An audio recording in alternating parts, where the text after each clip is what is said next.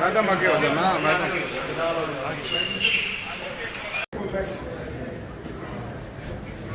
आगे चलते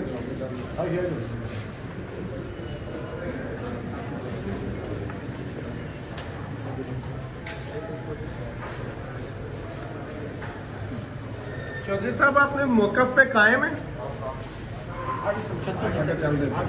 सर बहुत बीमार लग रहे हैं आप। चलते जाओ चलते